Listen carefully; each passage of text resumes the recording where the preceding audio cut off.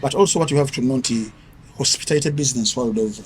Emily chin sex. Wow.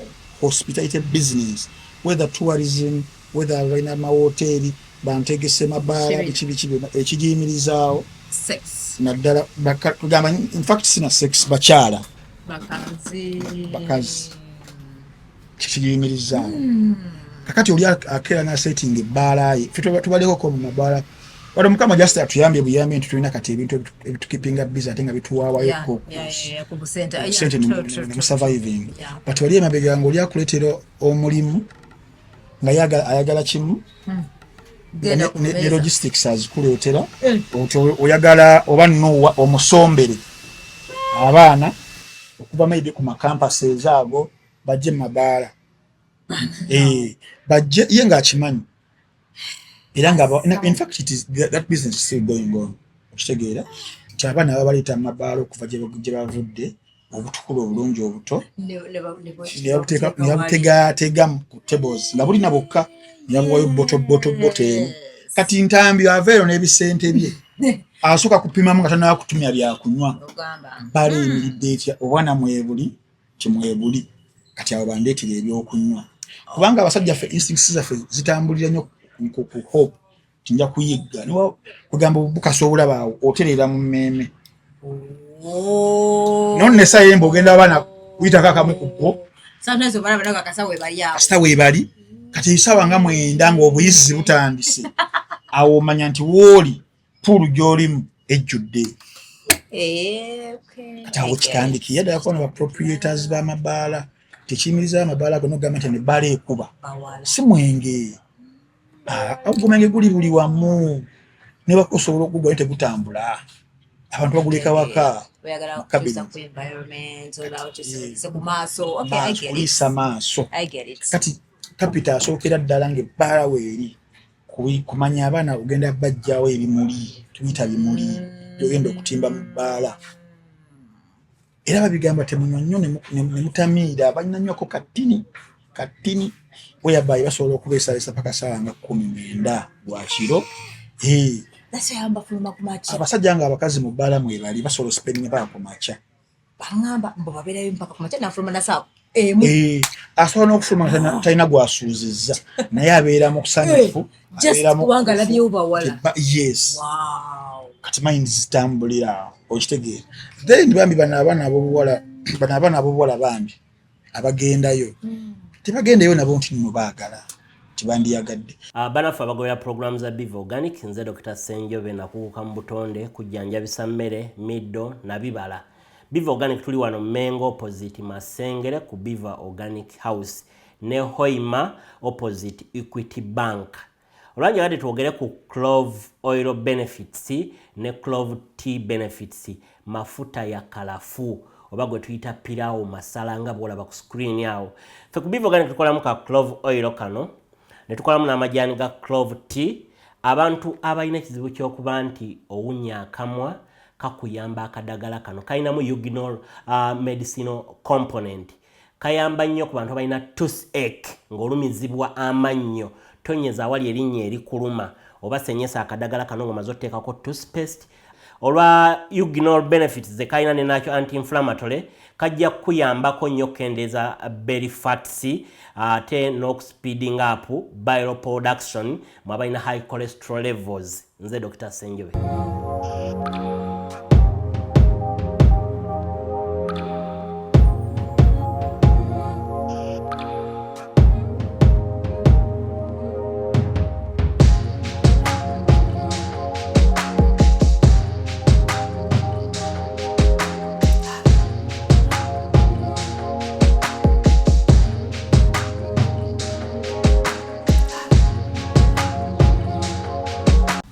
Hello, Zabanange. Welcome to Love Life and Dine Frank Ntambi Akomiewo.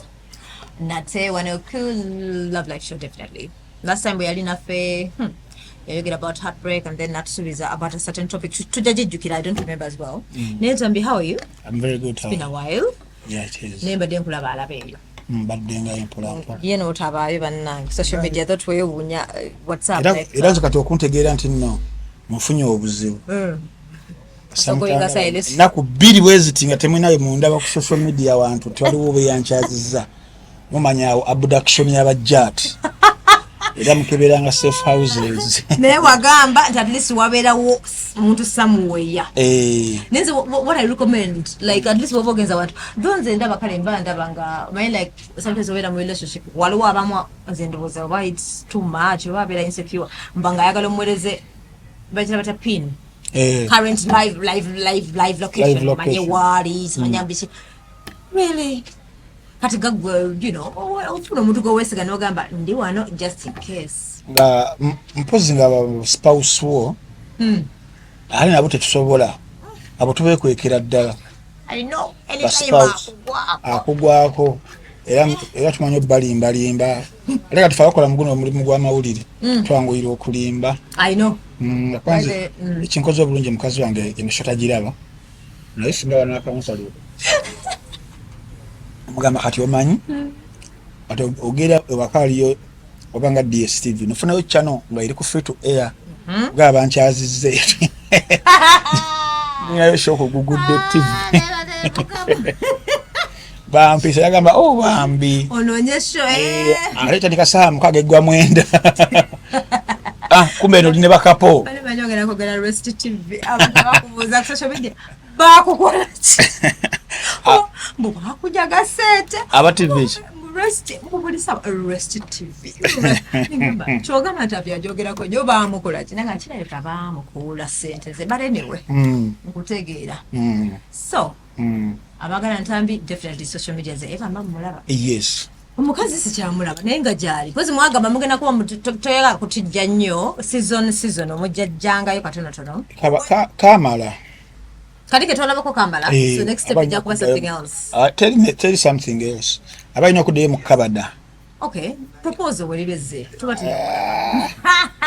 ola mu bintu ebimu nga tubikola because oba a trend so you don't believe in proposal no why I don't because za opulence nnyo matanta nze ni musajja ali culture de nnyo mu nnono zaffe ezedde ezo for you what omugaba gambiti ngenda kuwasa gamba bazadde that is it anti ngamba proposals amwe badori ni musadde mu nyama tanta n'amalala mangi nnyo because I have to show people like Frank and Samia yes kati ola kati fa abana ba kintu bana the boy child mujinyigiriza nnyo paako mujasa asembayo obala olw'omukwanye olw'omugize kale buli kona gwe bibale bena bena nanga webiri tutandikire ku ki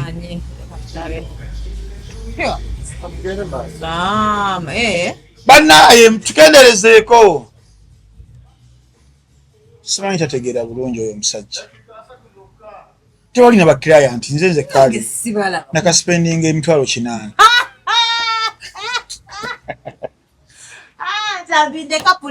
okitegeera badagamba boy child mumunyigiriza mu abaana ab'obuwala ogambye tutandika ku date esooka the official date okay the official date there's someone actually yagamba ngenda ku date esooka but for him he believes date esooka kubanga tubate tumanyi whether tugenda kubawo nga tukanyiza we have to share the bill which to chino kubeera no you're the man I know but then maybe in our culture because nzigenda kuwa culture za mirundi mingi okitegeera first date emenya olw'ensonga twagala ku impressinga kati obalamu ekifo kyogenda okumutwalamu kino kubanga kyanjalo kino kubanga kigenda kuyambako yo mukukkiriza okitegeera tugeze mugeze mu fancy Serena Chigo somewhere there obala kyogenda okwambala ng'omwami okitegeera kigenda nayo okumukuba buli kimu kuba kwa ggulu paka wansi okitegeera obale bye mugenda okulya obale logistics wano mu ntambula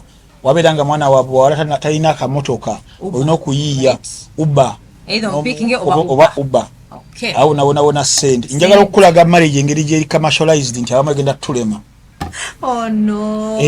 sekitegeza abagamba abasajja ennaku zino tebakyagala kuwasa we are the reason you're part of the reason so sikugamba date eyo ogiraba date no in fact nsana kutwalayo kenyini nyini omuwala kati ennaku zino wembanga nza kukwanye Ntambi wampa akanamba ko twali mu kivulu kya Nava Gray ntandika okusosonkereza obugambo nenkusaba out nza kusabye tugende out. Yes, ntekeyo proposal yange esooke ebigambo na bitibyo byonna webityo ogenda abala bennaku zino ng'ojjako abatusaasira ajja kusabeza enviiri we bagamba akusabe makeup akusabe outfits akusabe ne wansi engatto okitegeera akati ataawo ovaawo beera nange obimutaddemu tutuuse ku kifo kyennyini wali jukira tonnamanya na byakulya byagenda kulya olinamu wa menu kyonna kyasongako teri ebyo natwalako k'omuwala onasaba ebintu emitwalo 13 vegiti nga ndidde byebiri kitundu naye nga ameeka z'okazaago tewali buzibu bakuwe omanye ebintu owulira obulumi okitegeera kakati awo wonna n'okuddayo ogenda okulaba nga deeti esookerwako ate nga olina omumwayo ku nkalu ate nenkalu baba akupiba figures meka yagamba kati oyo naawe era omwana otya kati ffe ate abaliko neeno batulowoleza bingi kati oyo kati gwe owaayo 10 goba weeswaza n'omulimu gw'okola eno biki kati era ogenda olaba nga omuwaddeyo ekitono ennyo 5 $500,000 omwaddeyo awo wona tuli mu kwagala kuimpressinga mwana wa buwala oyo kumakya bw'ati nga yakazuuku kanaakutandika n'obeera nga eyazizza omusango data wange aweddewo gaasi mu nnyumba yaweddemu byaka bamusazeeko DSTV bulako ennaku 2 intaneti yange kati babeera mu zi fiber gundi ezo zibawa intaneti eyo day 3 day 5 nakutumizawo ku bizibu bya maama amagulu gamumyansa mu kyalo muganda wange mbwa ya mulumye muganda wange omutaka myuka mugoba afuna ebiroto ebyentiisa nga bena biri ku gwe boy child buli kimu kye bagamba olina okikkiriza omukwano gw'ennaku zino dating obeera nga azanya zaala kasooteeka yakapapa ne bakakuba oyagala kwenunula nezewako zinonayo okitegedde nteeraako oli yamukuba n'emmotoka ne bagikuba n'empiira ne bagikuba buli kimu kyonna kati ne relationships and love bino ebintu nabyo ebyatuuka oteekayo date eyo esooka olina okusigala nga okyateekayo impression naye muli naffe tuba n'ekyo kyobola bannaye munaatusaasira munatusonyiwa mulaba abakyala kuba mwe mwerabira mangu ne naffe omuwala akasitaakulumya ennyo bw'atyo nawe otuuka ekiseera ng'obala kimu kasita mmala okukimuggyako bwe nti nga nange emyansa mulimu abasajja balina mentality eyo naye nga kivuddeko gwe omuwala when playing hard to get chimutam so it's like playing hard to get byadda like these days you don't have to just I don't know no playing hard to get from kama nyinga jia tukola nga abasajja tuberanga kapa muri wa hunters kapa ojiraba kapa singo jiretere mesengo jijitire tesobola kujirya nobo jiresenga namunga eri awe yinza obutakola ki hunting ejikole kibazanyizanyemu okapa egoba mmese biche jikwata wekiti kati naffe wetuto wetuli when you play easy to get tulina kyotujjamu kyamaanyi tewali era abakyala baplaying easy to get into what it gives us discomfort but that's what we instinctively that's what we want as men naturally you're born like that yes era gyewegendereze kati abasajja bagenda mu Mabbala nembiramba n'abawala abeetega biki I know musajja yes yinza okubeera nga oli mitwalo 3 ngo asobola ozikuwa n'ayagala nnyo omuwala gwasanze mu Mabbala n'amumma ennamba n'atumayo mukwano gwe ne bagira n'agikuwa ate nga teriiko n'okumawo gw'okubiri weebityo n'akugamba tugende waka n'ogaana ebyo weebityo omusajja abayinza okukwagala obulamu bwonna okitegeera naye tetwerabira kati obinkoze tukyalina okudeeti awo impression olwo mbala kimu singa ananzijjamu mulimu abawandiika wansi ne mu mutwe tuba oba obalaabalamu noga katono kyakayakandyayo obusatu obukadde okitegeera kakati ebyalaavu bino bizibu ate mukama fenna abasajja n'abakazi yabakola kiri different omukyala ebiseera ebisinga ayinza okuba nga tali interested mu musajja Yeah, true. Ngayagala sente. Nga sina sente. Just shelter, comfort. Kati nammwe mwino omuzanyo gwe mulanga ffe tuli kapa tuyiga. Namwe mwino omuzanyo gwe I don't know how I can term it. Temunyuma nnyo. These days abakazi nabo enaku zino bafunye engeri gye badetachingamu, you know, a bit. Yes. Tebakyateekayo ennyo feelings zaabwe like they detach. Naye namwe mwagala nnyo omuzanyo gwammwe gwe muzannya nga tubazannya. Nti noba tonjagala for example. Naye era onyumirwa nnyo okumpanvuya wadde tukigenda kuggwa. Era nobeera ng'ongeya mu mikwano gyoyo no. Laba kankula n'olaga mulabe ki kino kikubye. Mutuuma n'amannya Kalemeera, Osegeera, Lawuze Pig ne gabeerako. Naye nga nteekayo. Ne munnayo ebintu bya instincts ebya love zino bya bizibu. Kati nze gye nkoma okukola paati yange lolu yange eno bwetyo. Ogenda ogetinga closer mpola. Okitegeera kyobula mugenda masaŋŋanzira wano kye nkugambye nti singa nze mbeera nga kye nabala kulya nziruke n'endya jjukira ekikolwa ekyo kyenjogeddeko ekyo ffenna sayidi y'omusajja n'omukazi tufiiringa differently. Omukyala ebiseera ebisinga unless otherwise agenda okwegatta n'omwami ye abaawe akkiriza abasazeewo nti kirikyo. Omwami it depends just kiba kirala ebiseera ebisinga aba ne mukazi we eri ne bakajja ali na biki byonna byonna bano nga ye ali muzanyo guno ogwa kapa kuguba kuhantinga. Naye kakati mmwe singa sex abeerawo for example ate omukyala abeera emotionally connected nnyo ku musajja ekitali and the reverse might not be true. Might not. So it can but might not be. Kyobola banze kastandia nga kye nali mbaze nensooka nenzijjamu kati gwe wali okubiranga essimu nga takyakwatirawo ng'akuddamu nga waayagala azibulutiiki yamaze kale gwe ngwayo ekiri kye mwakoze kiconnectinze nnyo emotionally kati nga wali olaganga banno nti noki kino kikubye kati tokyabalaga tokyangeya webityo. Yes. Kakati awo olengera ffe we withdraw bwe mbeera nga muli interested netubeera chasers nemutandika otuwa amanya abasajja mbwa naye nga wali onkandakanda byewali onkandakanda tewamanya ekitegeeza abawala abatakuchesinga after gundi baba either bakoowa oba akitegera nagamba yamaserenga ati ya detachment nagamba yes nga naye akazanya akaluddemu ng'akimanyi naye era kisigala kimuluma.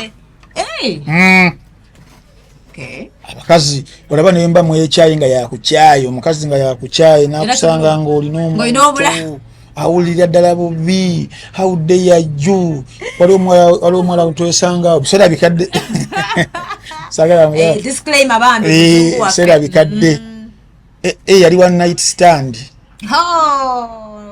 namakinga wewali nansanga nasooka nampereza message naye nga ndi wano tuli mu psychological game nawandiika you a user, you a this and this, you a dog, you a cat, you a lion, you a leopard, you a pig.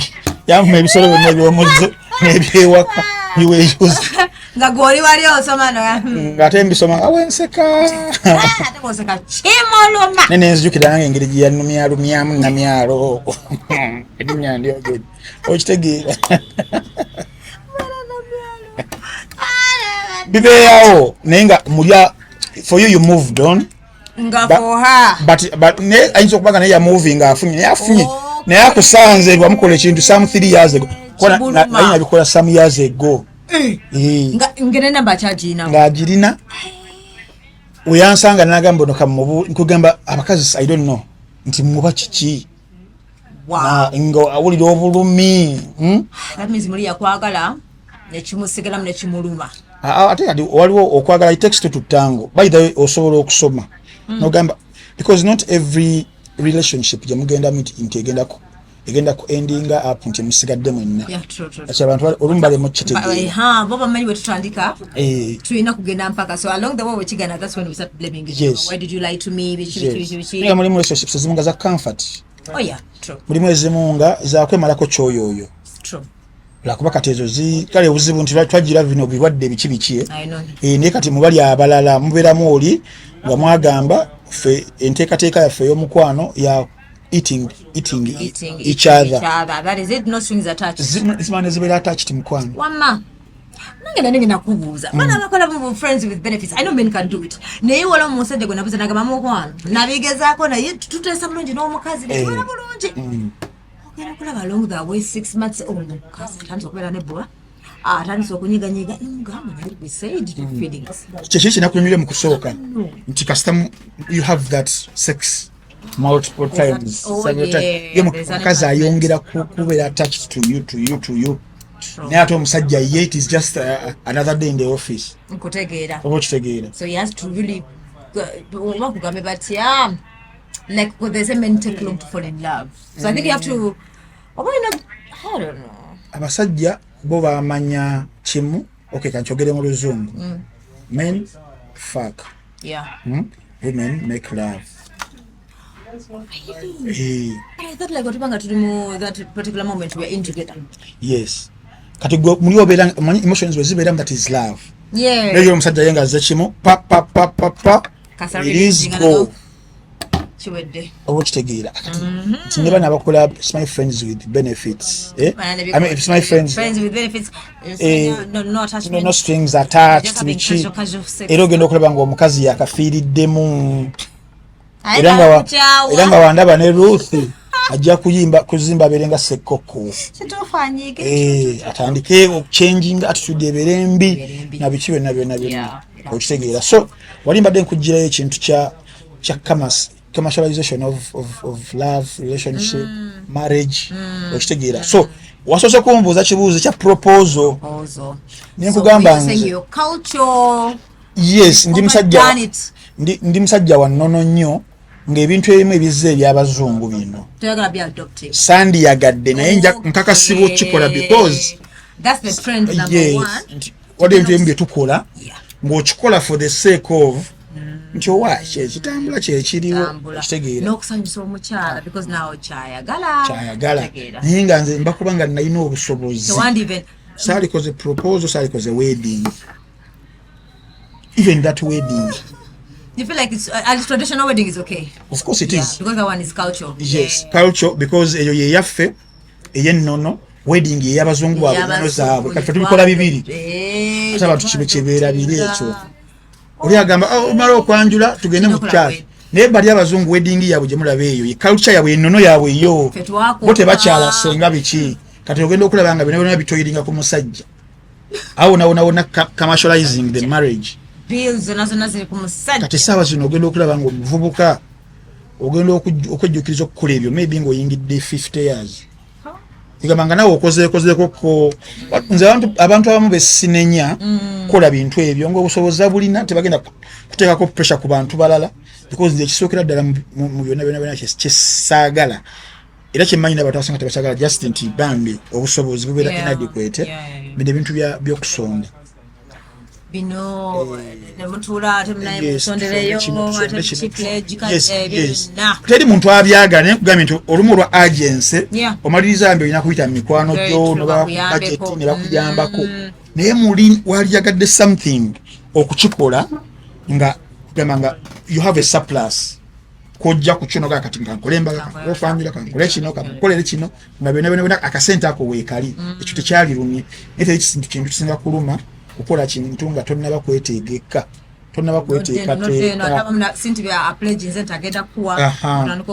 abantu nobeera nga bakukoza obulamu nti omuntu akucontributingidde ku mukolo gwo awakuwadde ebbanja lya lubeere ekima kiri mutuukako kyonna you have to contribute if you don't agenda kukujjukiza gwe twakusondera twakola ki byonna nze baddala saali byagadde era waliwo omwami muzanyi wa mupiira is considered as the greatest of all times in our generation. Olozayani. Mumwagala nnyo abakazi. Akyaguzannya. Musajja muwanvu describing musajja muwanvu mweru. Alina 6 packs alinga mutyala.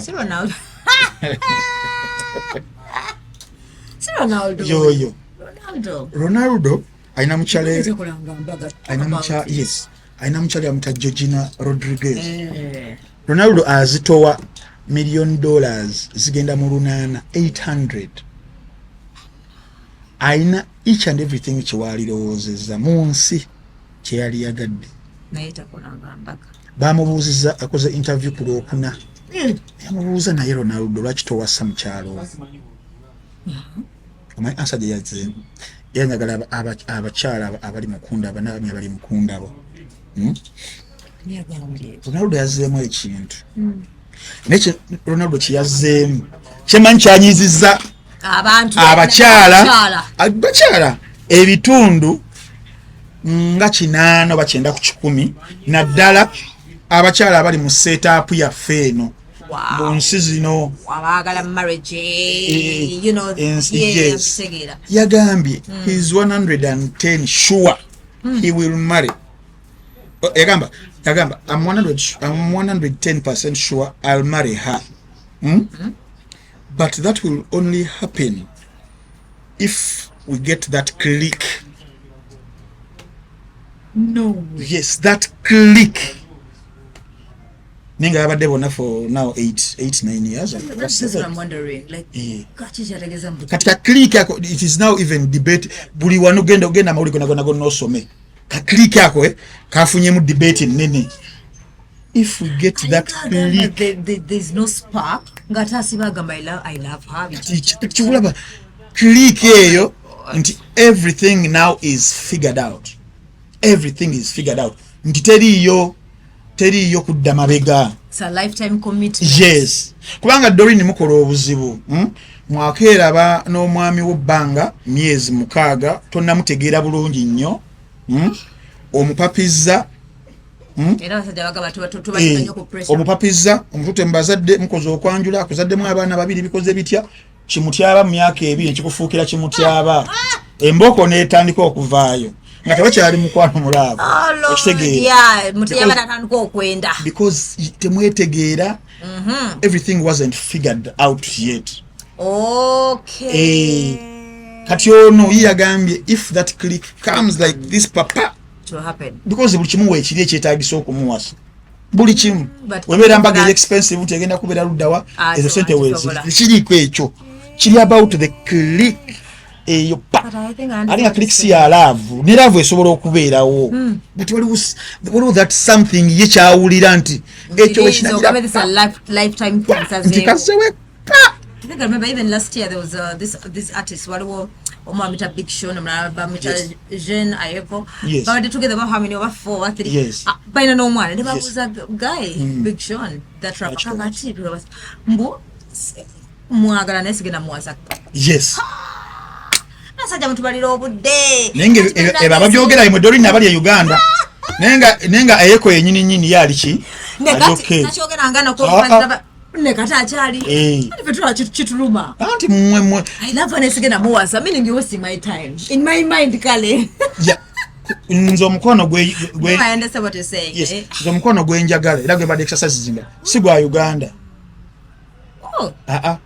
siri kugwa mmwe oli kulo katika nkubuli omkono gwe ndiko inze mukama atusasire mutasu zatwe bye tumusawa nenda ndiyagadde nti omukyala genda okuzaalamu omwana wange eyo omukyala natugenda kuza omwana affe lubeerera omwana agenda kufuna love ya tata n'omama nga bali wamu okitegeera kakati ekyo tusobola kukyakivinganga teweekennenya abantu b'odeetinga because mama akupapizza tata akupapizza society akupapizza era egenda kujajinga n'ofuna omuntu akamulaba myezi 6 omutiso olubuto muzaddemu abaana 2 bana 3 batuuse mwawukanye ebintu byabbira mupango webityo ne mutandika ate abana okubateka mu fights zammwe omuba kusa psychologically okitegeera kati eyo mentality eyo si awo no mu nsi zaffe za Kifirika because tulina cost pressures ez'amaanyi za society tebagala tugende the same trend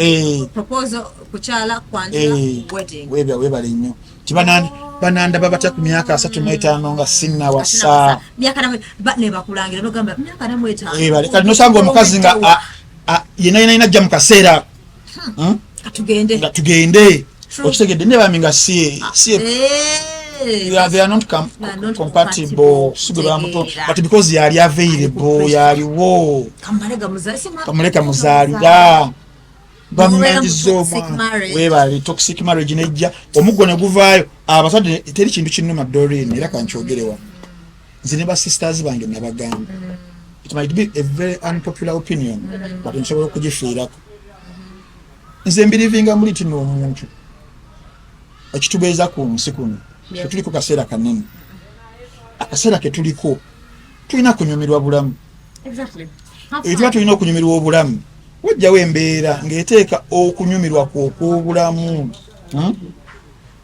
mu ntata njogera ku kye bayita domestic abuses ezibeera mu maka oli n'akwata ng'omwana wa munne yamufuula nte n'amukuba emiggo n'amukuba ensambagere n'akola ki kyekimu n'abasajja kubona munamu munne bemutuyisama biri toxic okitegeera it is either way but my point is nti kusiding ey'abawala bambi n'agenda n'alopako ensonga ezo bambazadde ebikina mugamba gwe abasajja ennaku zino babbula tomanyi nakyoliko taatawo yankuba nakuzaala simanyi omukono bagumenye ddayo ddayo tona byotugamba ebyo weebityo okabisa kyejo naye ng'omwana gyali eri alinganga ali mu buddu tali beera happy oba okitegeera kati nga lwaki omwana wange tavaayo nange bwe siba ngamba abantu nze munnange zebyo ngamba mutudde lw'abaana balina kujjamu amanyi omwana kazi agenda mala kufa ate nga tolina obulamu butono ku nsi tomanyi mukama yakuwadde myaka ona aba myaka 5 you don't know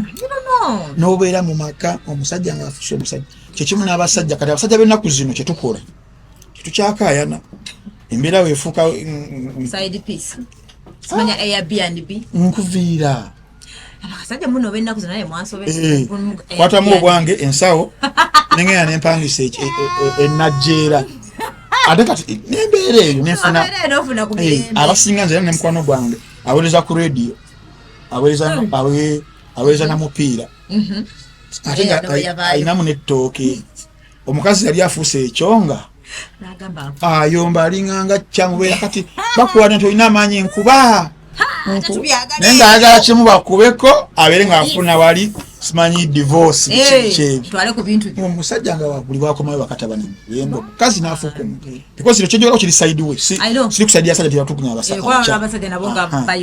omusajja kyeyakola kyali ekyo n'agenda mu wardrobe yajjamu t-shirt nga 2 epeya ye nga 10 ne sati n'ateeka mu nsawo ye n'ateekamu n'akasenya nakati myaka 6 taddangayo n'amulekera abaana abalabirira bulungi sente abamanyi okuziteeka ku akawunti biki alina emirembe kyokka ekikazi ekyo kankitena kikazi kuba kyantamiramu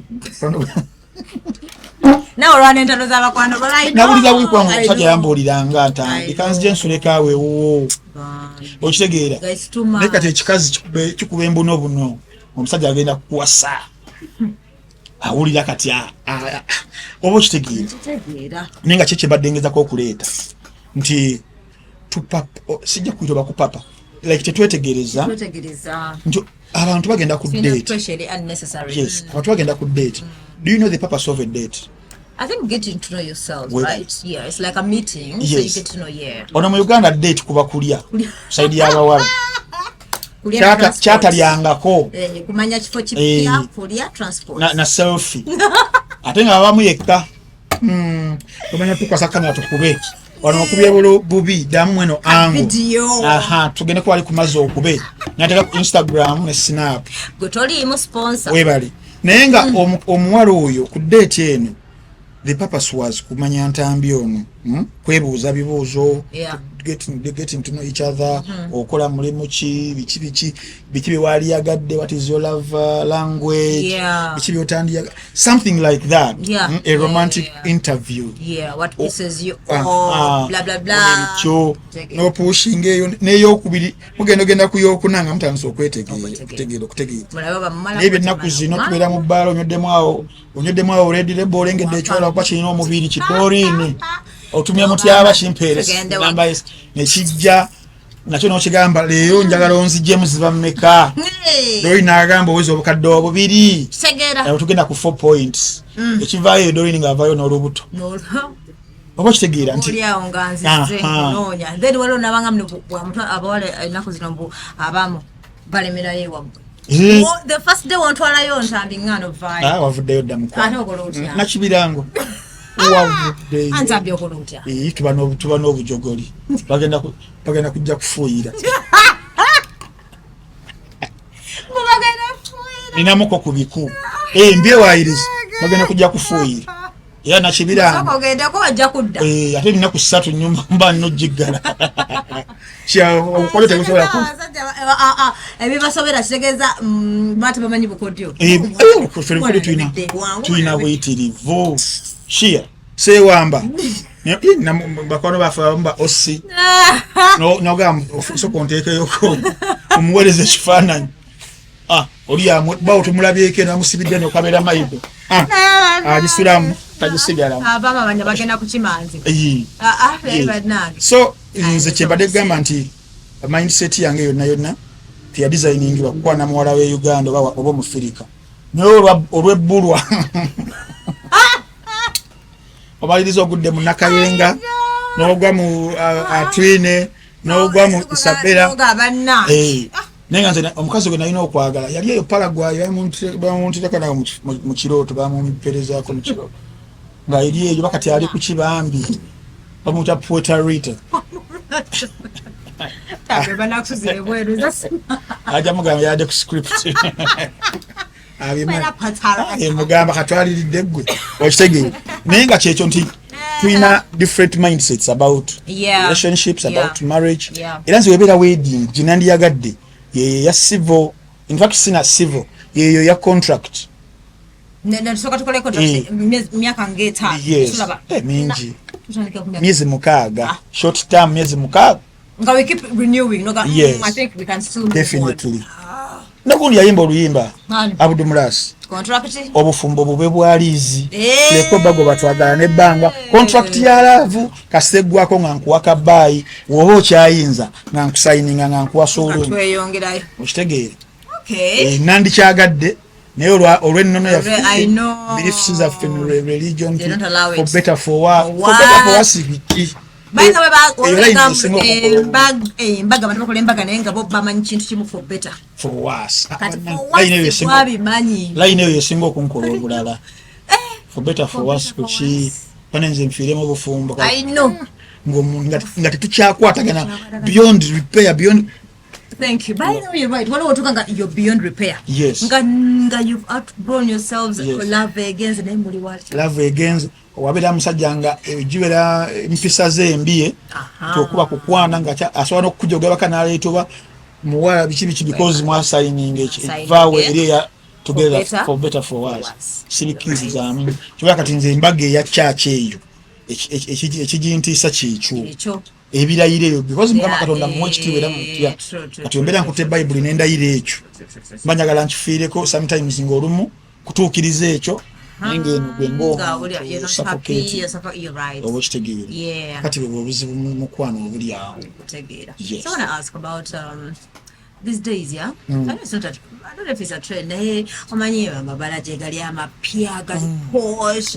Nibakugamba waliwo ebbala wano yazze. My friend uze baba nga badali bali bali wano na yemyenge bajeseera kwanza yena ga meaning everyone bola guy nga agenze whoever goes there mani wa class. No gamboli mnagamba mama things are expensive. Really? And you know going to what I'm told like wakava campus bugenze such places in my mind I'm like okay.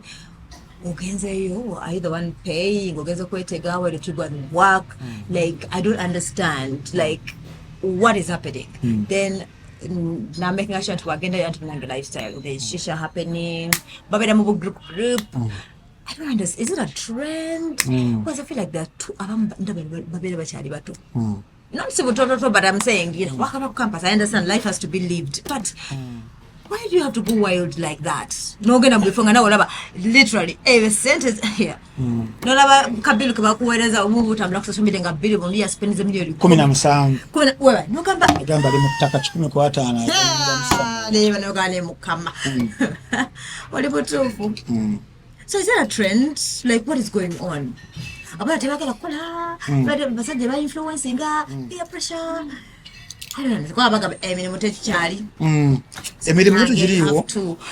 Survival. Yes. I don't know. So that's how they have to survive. It isn't, but element here survival for the fittest sometimes a jam. But also what you have to note, hospitality business world over. Sex. Wow. Hospitality business, whether tourism, whether raina mahoteli, bantegese Mabbala, ekijimirizaawo sex. Naddala kugamba in fact sina sex bakyala. Bakazi. Ekijimirizaawo. Kakati oli akera na setting ebbaala ye. Ffe tubaleko ko mu Mabbala. Wano Mukama just atuyambye buyambi nti tulina kati ebintu ebitukipinga busy ate nga bituwaawayo ko. Ku busente. Surviving. But wali emabega nga oli akuleetera omulimu nga ayagala kimu. Ne logistics azikuleetera. Oyagala oba nno omusombere abaana okuva maybe ku campuses ago bajje mu Mabbala. Bajje ye nga akimanyi. In fact, that business is still going on.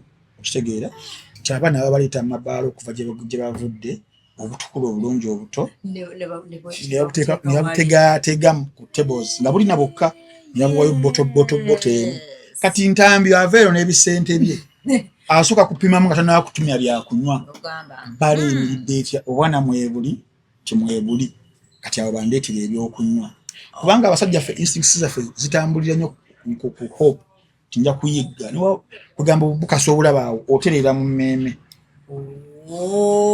nonne sayemba ogenda abaana kuyita kakamu kuko sometimes obana bakasa we bali kati isawa nga mwenda nga obuyizi butandise awo omanya nti wooli pulu gy'olimu ejjudde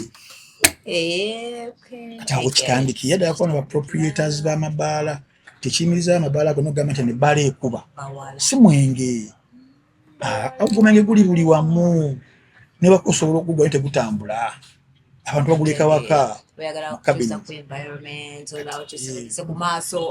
kulisa maaso kati kapita asookera ddala ng'ebbaala weeri kumanya abaana ogenda bajjawo ebimuli tuyita bimuli ogenda okutimba mu bbaala era babigamba temunywa nnyo ne mutamiira balina nnywako katini weyabayi basobola okubeesalesa paka ssaawa nga 19 bwa kiro.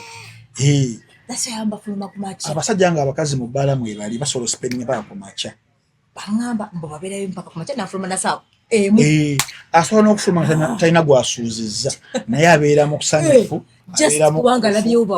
yes kati mind zitambulira okitegeera then bambi bano abaana ab'obuwala bambi abagendayo tebagendayo nabo nti nno baagala tibandiyagadde mulimu abamu stages za mirundi nga 2-3 mulimu abamu nga naye ali adventurous mwana ali first year Makerere University zoba kyadde ayagala kulaba kati yeye nga ajja kujja just life yesoke muyitemu ko ajuube mukwe amanye ati abo babeera aba adventure babeera bana abana yattu yathiri nga bamuyisizaamu eggali ayisizaamu eggali night life kati nga ali ku Kamasi maama we ntato bamusindika kuva Kiboga bamugaye genda mwana affe gogenda okubbulula family eno batunze buli kimu tewali okitegeera tutusana akataga tukatunze katunna olina okugula coursework ebisimanyi pamphlets simanyi bitabo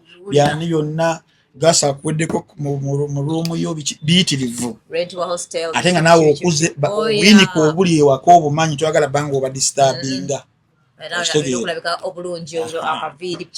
ogenda okulaba nga abaana bangi nabo bambi bagenda Mabbala ago babireko bibateegateega tomanya naagwa mu Ntambi alina ejjakirizi namugamba munna era abaana kati bagambirewo mu Mabbala nagamba nze mugamba munna njagala tugende ewaka biki sirina buzibu naye gugwa gutya nga yakwebuuliza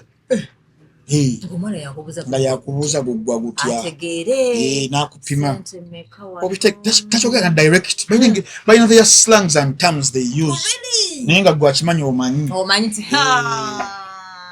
ogerera aba mu $1 nti $10 oba $10 oba $2 napima nagamba tewali buzibu you understand kati abo ne babeerawo awo kakati ate mu Mabbala kali gwe doli ntotambula mukazi wattu Edda namulangedde dda sijja kulima kati bwegede ku adventure kitegera I used to do that as well katuba ng'ova mu ekiro otambula mu Mabbala ngaana nga muli bawala wanga batano muli mu group muva kweno ngamba eno kati 2 hours nga mugende agasinga bagaggala eno kakati Mabbala mangi agazze ne gaggwa banaye go mangi ne gagwa because balowooza nti ekitambuza ebbaala sales za beer Katinanga chiba ina bongambia bola. That's what I'm trying to understand. I'm like, wow. Kumbe bya sales bya beer bale egwa. No gamba nene bala nga yalina abantu bangi abajjanga kiki kyagisuula.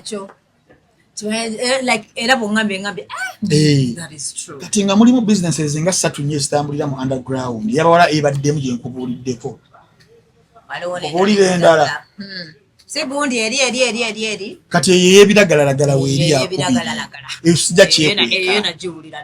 sijja kyekweka eyebiragalagala weeri oli najje n'agamba bwologo bamanyi aleeta bamulengera n'agamba abaana babagagga bali omwo nga alina miliyoni byabiri ez'okuspendinga ekiro nga bino ebyemyenge gyaffe simanyi black label tebikyamukuba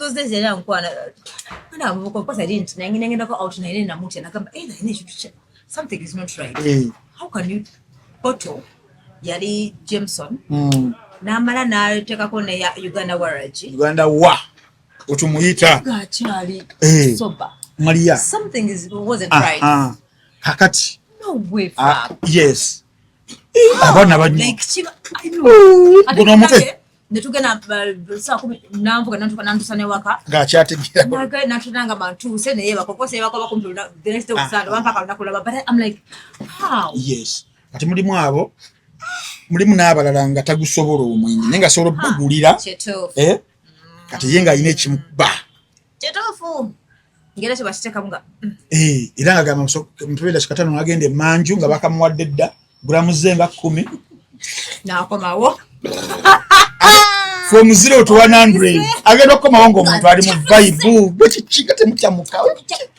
okitegeera nenga gramu zezo 10 manyi sente zaazo mukwano gramu 10 zembera bajasi mu movies ngabanye bajasi oli muzino film zino ngandaba abantu bagagoyidemu ebyo ngandaba oli akantu bwe kati naku sente no gamba yezo zonna nali manyi just movies it depends on that type of whatever you're taking definitely Mabbala ga Kampala gonna gwomanya agamaye kadra katambulira ddala abana balina sente bakufuufa abanaku abali eno nagamba abantu ngamba woboka bakaba weka nange Uganda temulisa bantu kati akandoli wakateekamu bwati because one drives the other ateekamu kano bwe kati nono omwana we yazze okwetega bajja kufuna kasente katyawo kati ayagala kimu ali happy ng'amuyita obubiri obusatu kati bbala bweto bwetambula kati mulimu ababali straight abagala mulimu bana abamu abebisiike bakazi n'abasajja lesbians bayitirivu these gays bayitirivu tiyateri kirumanga ekyo omukazi amukuggyeko mukazi muni nga mujjawo mukazi omwana modo yayimba akayeyogya byogera ati Mabbala mu ebiri sex atambula drug atambula ebyo bitambula okitegeera kati ebbala yo nebeerawo so bina abajja ne bagira mangu egundi bakiteka ku myenge okitegeera kasi bayiteka ku myenge nenga tekiggwa olina obbaawo ebira era olinga amanyi nti ebbala njo bwe nningereyo mbashuwa nja bikola kinja bisangayo zino endala nga terabisanga era nga wabeera omwo n'avaamu wabowa that's why sometimes ogenda n'ogamba Mabbala abantu bangi ateremeddewo then one batandika mpola ogenda okanga batanze okugenda nga tebakyalimu nga omwenge baguyina ne services zaali badde ennungi nga ziri beta nenga mulimu ebirala bataataapingamu so night life eyo si nnyangu nenga ate abazadde basaasira bagamba kituzaala mibiri there are no amounts of words osobola kupokera mwana akuze na mutambula bwoti abasobola okwesalirawo kati watuuka okwesalirawo nga life eyo gyayagala kizibu okumuzza paka nga afunye ebizibu byabafuniddeyo yebidiiminga yes era nabadde nsomako ku emu ku tweets z'omukyala Judith Hart. What do you think about it? Was it helpless, really? It was such a powerful message. But why were people triggered? I want to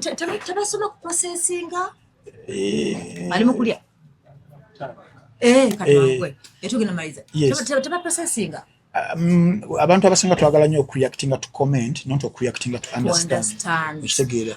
Kakati tewali omuntu ali better alina moral authority ogera ku night life mu Kampala kuside y'omwana w'obuwala ng'omuntu nga Judith, ng'omuntu nga Bad Black, okitegeera. They did each and everything ky'omanyi ekibi.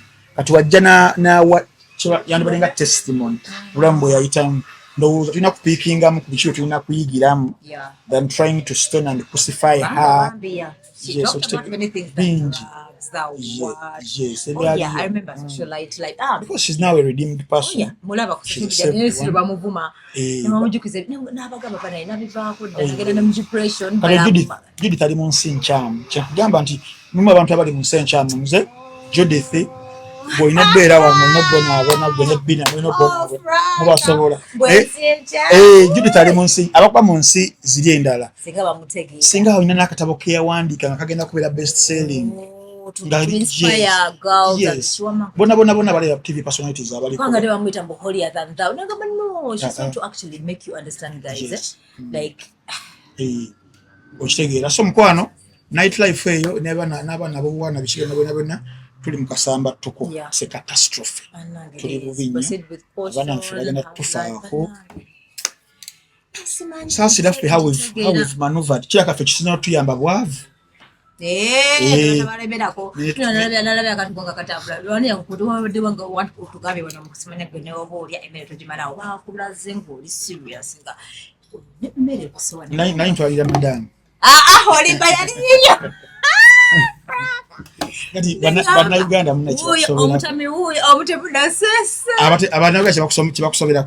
Ebintu ebiri obvious someone has to eat. Nakulaba ne sowani it becomes a meme. You understand? But it was too full, Frank. It wasn't that full. I don't know why they overmade. No, I don't know why it made news. You're having a plate of food, you have to eat. Agana ga TikTok. But well, I understand. I think Mkamaika Yamanyi, girls, Bobo Vao, Bagaba, the one number is Bobo Bakutable over the good date. Hey, Bobo, what would I be the drink? You rather not drink it. Are you going to go with it in the toilet? No, you can't. Then ogamba mutojinywa nebi nga muzze muli kutuka bottle kamu ka wine ka Robertson ogenza kutoka nyodo same at the expense of bana batana kufuna mulizo ndowooza mukama katonda yakebera emitima gy'abantu. If it's about you being targeted okukuwa kizibu okuwona kizibu oyinza okuwonera wali nera ne bakutegeera somewhere walala. In fact basobola n'okumanya nti no Ntambi chaya munyowa mama nakikugama bayita ite eyo yonna. So bingi anyway mukama yakuwa right. President yali president wa 1966 Mutege London Mutesa Frederick as we hear. So kati omuntu ali kuyo gonde yawago olonze kiyenje waabwe Ntambi era nze by the same right nze bulombalengera ku video olengera Walking Dead gwene sala munga muli ngamba mama olengera abafu ngamba bana mukama yaya kati magenda bate I don't know why I get scared. So in my mind I know that anything can happen to me. Okay. So that's why ntinze nyagala nnyo okwenjoy. So you just go let me have fun. I just enjoy it. Okay, waka thank God. Yes. That's why. Tukesa luchango ko ya mutamivu. But era still ekiri atabaala kiri nyasigadde awaka. Wakati ne bakaba balumbayo ababbi ne bajja ne kati bakuyo omwana final bamusanze waka. Bajja mu bikusaka ate bakwata abana b'abantu. You understand biti bagamba junior accident busmanya ati board ne mu moto kofena mu accident. Yes. Ne wakayandi funde accident. So I'm like guys please. So by the way me I believe in fate. Anyway, I believe in fate. Yes, it will happen to you. Yes. Thank you, Frank. You're most welcome. Name Amira, take care. Thank we'll you. be watching, please. You pray for me. We'll be watching. Yeah, pray for me as I enjoy. Me, I won't have time to pray for myself. But it's not supposed to be Ugandan. Yeah, by that, yeah. Naina kubere yonga. Croatia. Coming from Bulgaria and Sofia. Bye.